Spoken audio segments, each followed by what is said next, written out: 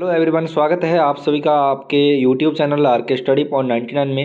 विद्यार्थियों, आपका जो हिंदी निवार्य का एग्ज़ाम होने वाला है उसके लिए मैं आपके लिए 15 इंपॉर्टेंट प्रश्न लेके आ चुका हूं, जो आपके बोर्ड एग्ज़ाम के लिए जो है अति महत्वपूर्ण है। तो आपको इन प्रश्नों को अच्छी तरीके से कवर करना है। देखिएगा, बिना किसी देरी के हमारा फर्स्ट प्रश्न है, जो कि वेरी वेरी मोस्ट इंपॉर्टेंट प्रश्न है। फीचर लेखन क्या है? तो देखिए, किसी भी सामाजिक घटना की रोचक एवं मनोरंजन व्याख्या फीचर कहलाती है। उसके बाद प्रश्न संख्या 2 है, आलेख किसका छोटा रूप है, यानी कि आलेख जो है किसका छोटा रूप है।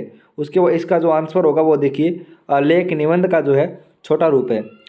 अशोधर बाबू के विवाह की कौन सी वर्षगांठ बनाई गई थी? तो आपको बता दूं कि 25वीं वर्षगांठ बनाई गई थी। उसके बाद देखिए प्रश्न संख्या 4 है, सिल्वर बेंडिंग कहानी की मूल संवेदना किसे कहा गया है? तो ये देखिए, संस्कृति के प्रभाव को माना जाता है। ठीक है। उसके बाद हमारे जो अगला प्रश्न है वो देखिएगा, ये हो चुका है। पत्रकार के कितने प्रकार हैं? तो आपको बता दूं कि पत्रकार के जो है 3 प्रकार है। कौन कौन से हैं? पूर्णकालिक, फ्रीलांसर और अंशकालिक। उसके बाद है कि ये हो गया जूझ उपन्यास वाला। हाँ, एक बार आपको बता दूं कि ये जो इसमें जो है मिस्टेक हो चुकी है थोड़ी। तो जूझ उपन्यास मूलतः किस भाषा में रचित है? तो मराठी भाषा के अंदर। ठीक है, ये आपको याद रखना है। जनसंचार की 2 विशेषताएं लिखिए। तो आपको बता दूं, जनसंचार की 2 विशेषताएं। जनसंचार माध्यमों के जरिए प्रकाश देशों की प्रकृति सार्वजनिक होती है। जनसंचार के लिए एक औपचारिक संगठन की आवश्यकता होती है। ठीक है, ये आपको 2 लाइनें अच्छी तरीके से याद रखनी है।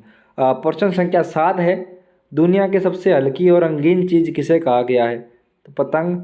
ठीक है, पतंग को कहा गया है। व्याकरण किसे कहते हैं? भाषा को शुद्ध रूप से पढ़ने लिखने के ढंग को क्या कहते हैं? व्याकरण कहा जाता है। जूझ कहानी का उद्देश्य स्पष्ट करें। जाति प्रथा को श्रम विभाजन का ही एक रूप न मानने के पीछे अम्बेडकर के क्या तर्क हैं? ये भी आपको बुक से देख लेना है, ये भी आपको जो है नेट से या बुक से देख लेना है। ठीक है, हाँ जी। ये आपको मैंने फिलहाल 11 और आगे एक और करवा रहा हूँ। 12वां प्रश्न है, सॉरी, ये भक्तिन पाठ का मूल भाव अपने शब्दों में लिखिए। तो भक्तिन महादेवी जी का प्रसिद्ध और संस्मरणात्मक रेखा चित्र है, और जो समृद्धि के रेखाएं में संकलित है। लेखिका ने अपने सेविका के संवेदनशील, स्वाभिमानी एवं कर्मठ जीवन का अत्यंत संवेदनशील चित्रण किया है। ठीक है, और आपको बता दूं कि इसको थोड़ा ना सरल रूप से आपको आपके बुक में मिल जाएगा, जो कि बिल्कुल सरल होगा और पूरी जो है सरल भाषा में आपको बताया गया है। तो अपने बुक्स में देखना कि भक्ति का पाठ का मूल भाव, ठीक है, अपने पासबुक में देख लेना, उसमें मिल जाएगा। उसके बाद है हजारी प्रसाद द्विवेदी अथवा कुंवर नारायण का जीवन परिचय लिखिए। वेरी मोस्ट इम्पोर्टेंट है। और भक्ति महादेवी जी वर्मा का जो है आप वो याद कर लेना, जीवन परिचय, वो भी इम्पोर्टेंट है।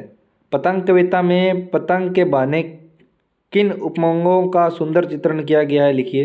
तो यहाँ पे लिखा गया है, ये पीडीएफ आपको मैं प्रोवाइड करवा दूंगा और टेलीग्राम चैनल पर डाल देता हूँ इसकी पीडीएफ, वहाँ से आप इसको डाउनलोड कर लेना और ये जो प्रश्न है इनको आप अच्छी तरीके से पूरा कवर कर लेना। ठीक है विद्यार्थियों, नेक्स्ट क्लास हमारी जल्द ही आने वाली है, जिसके अंदर मैं और आपको काफ़ी इंपॉर्टेंट प्रश्न करवाने वाला हूँ, जो कि आपके बोर्ड परीक्षा के लिए काफ़ी महत्वपूर्ण होंगे।